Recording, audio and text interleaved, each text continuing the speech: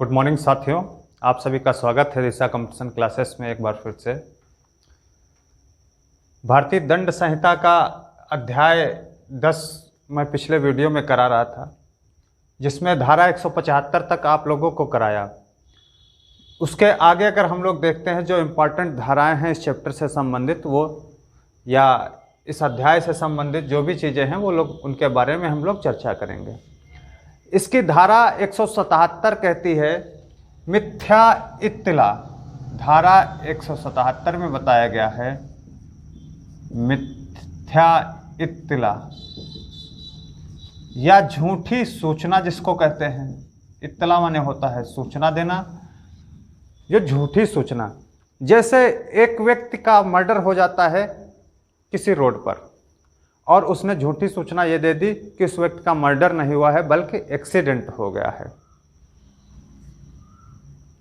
ऐसे ही किसी व्यक्ति का खेत में जैसे काम कर रहा है और उसका गला घोंट करके उसकी हत्या कर दी जाती है और वो भाग करके जाता है, पुलिस को सूचना देता है कि इस व्यक्ति की हत्या नहीं की गई है बल्कि उसका हार्ट अटैक पड़ गया है जिसकी वजह से वो व्यक्ति मर गया है।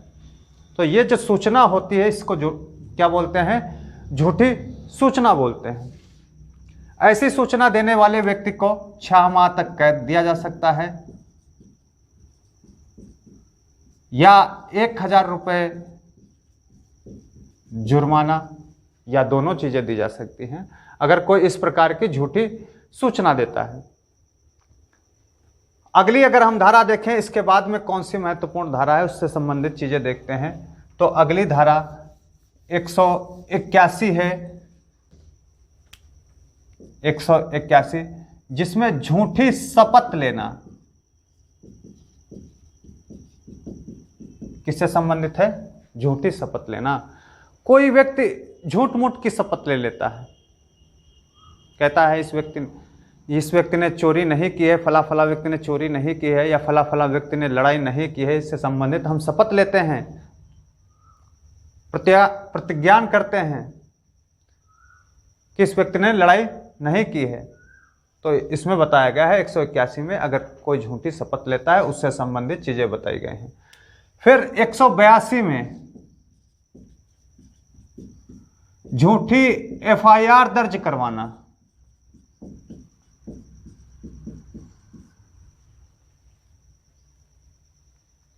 इसमें क्या बताया गया है? झूठी एफआईआर दर्ज करवाना।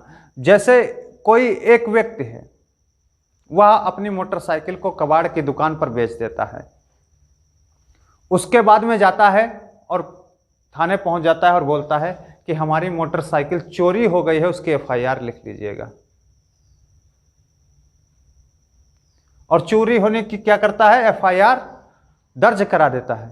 तो यह एक झूठी एफआईआर है, उसके तहत उस पर कार्रवाई की जाएगी, 6 माह का कैद दिया जाएगा या जुर्माना या दोनों चीजें हो सकती हैं। झूठी एफआईआर दर्ज कराने पर 6 माह का कैद या जुर्माना या दोनों चीजें हो सकती हैं।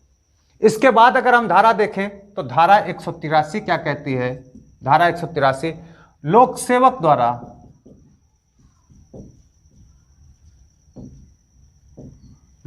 द्वारा कानूनन कब्जे में ली जाने वाली संपत्ति का विरोध।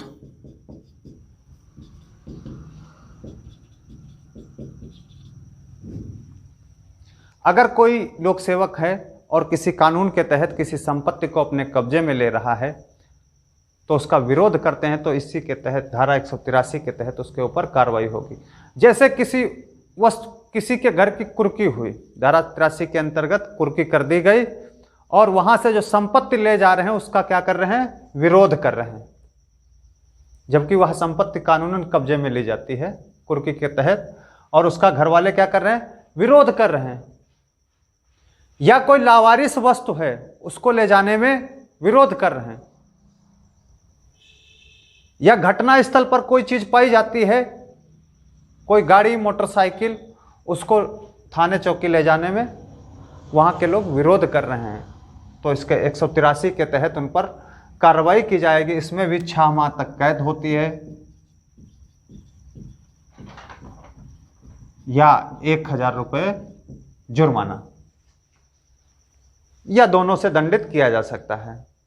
फिर इसके बाद में अगर देखते हैं तो अगली धारा इंपॉर्टेंट क्या कहती है, धारा 186, उससे संबंधित चीजें देखते हैं। धारा 186, 187, 188, 189, ये सारी बहुत ही इंपॉर्टेंट हैं। धारा 186,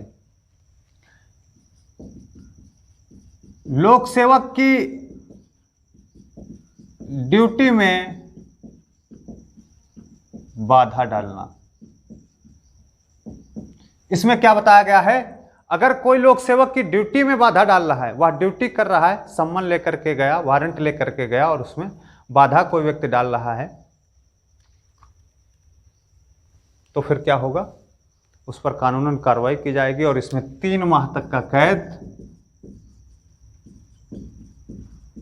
या 500 रुपये जुर्माना उसके ऊपर लगाया जाएगा।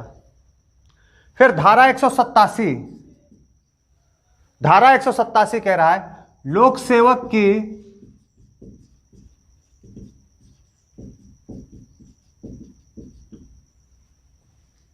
सहायता ना करना,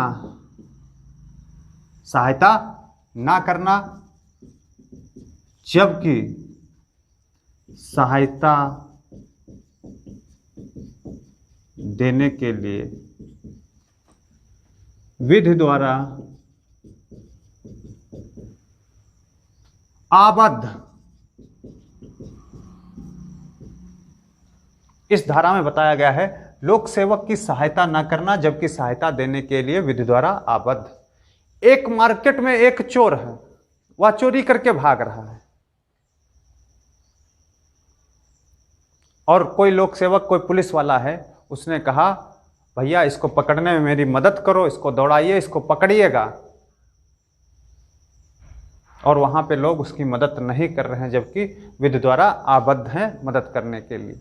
दूसरा, वो तेजी से भाग रहा है, उसने एक साइकिल वाले से कहा कि भैया मुझे साइकिल दे दीजिएगा, मुझे उस चोर को पकड़ना है वरना वो भाग जाएगा, और वह व्यक्ति क्या करता है, साइकिल देने से मना कर देता है, तो उसने 187 का अपराध किया, क्योंकि चोर को पकड़ने के लिए उसको मदद करना जरूरी था, वह विधि द्वारा आबद्ध था।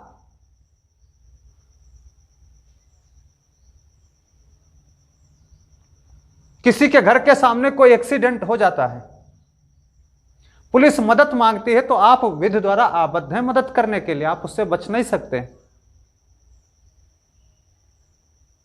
अगर कोई ऐसा नहीं करता है तो उसको 1 माह की कैद और 200 रुपए तक जुर्माना।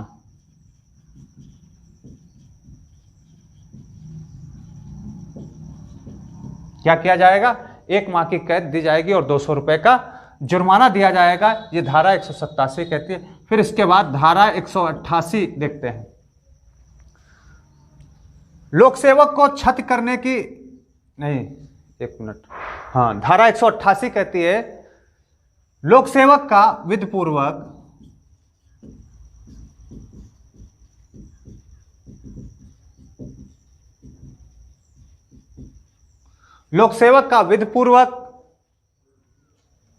आदेश का उल्लंघन,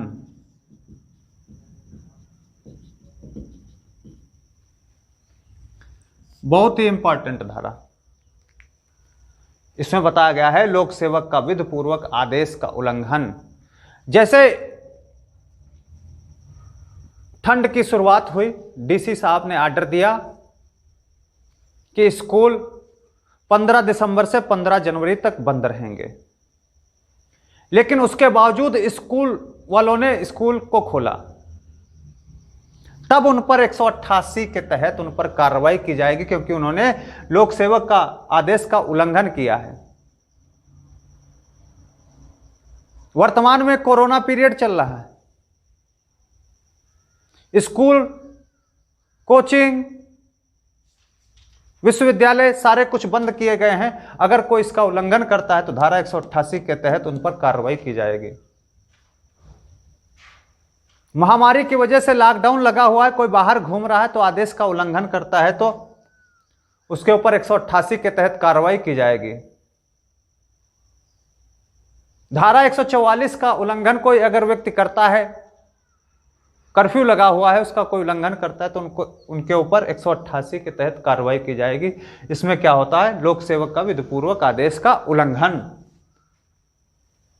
अगर इस तरीके से कोई कर रहा है तो उन पर कार्रवाई होगी, जिसमें 6 माह तक कैद और 1000 रुपए जुर्माना।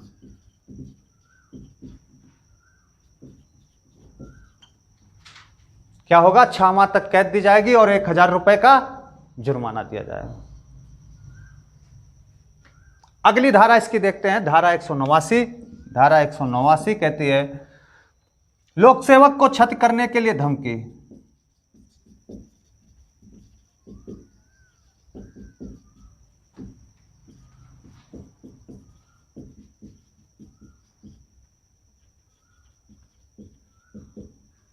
लोक सेवक को क्षति करने के लिए धमकी 189 में बताया गया है। जैसे किसी नेताजी ने प्रदर्शन किया और पुलिस वाले हैं उनको गिरफ्तार कर लिए, तो उनके समर्थक चिल्ला रहे हैं कि आपको मैं जान से मार दूंगा, या आपके थाने को आग लगा दूंगा, या आपकी चौकी को आग लगा दूंगा। क्षति करने के लिए लोक सेवक को धमकी दी जा रही है कि इनको छोड़ दीजिए वरना मैं आपके साथ बुरा बर्ताव करूंगा। इस तरीके की धमकी दी गई।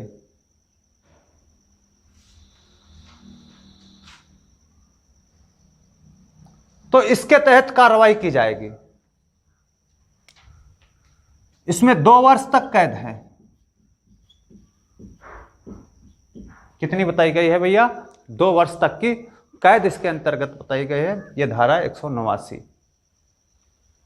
इस अध्याय से संबंधित अध्याय 10 लोक सेवक के विधिपूर्वक अधिकारों की अवहेलना के विषय में जो संबंधित था, उससे संबंधित मैंने आपको जो इंपॉर्टेंट धाराएं थी उनके बारे में बता दिया।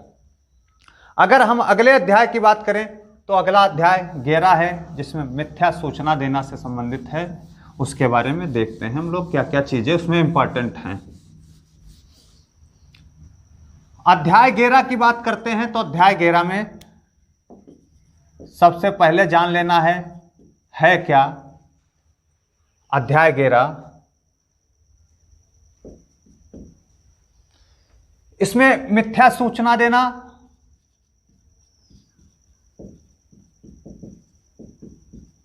और लोक न्याय के विरुद्ध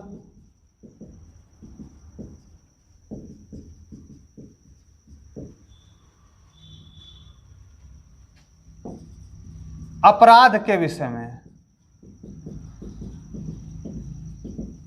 किसमें, लोक न्याय के विरुद्ध अपराध के विषय में। ये 191 से लेकर के 229 का तक है।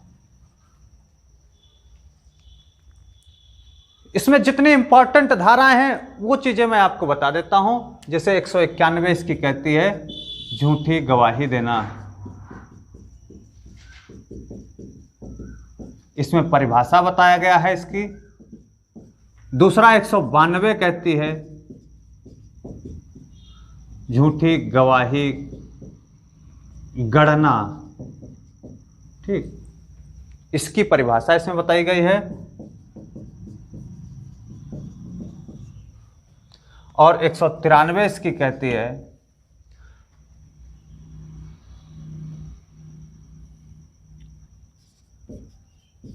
झूठे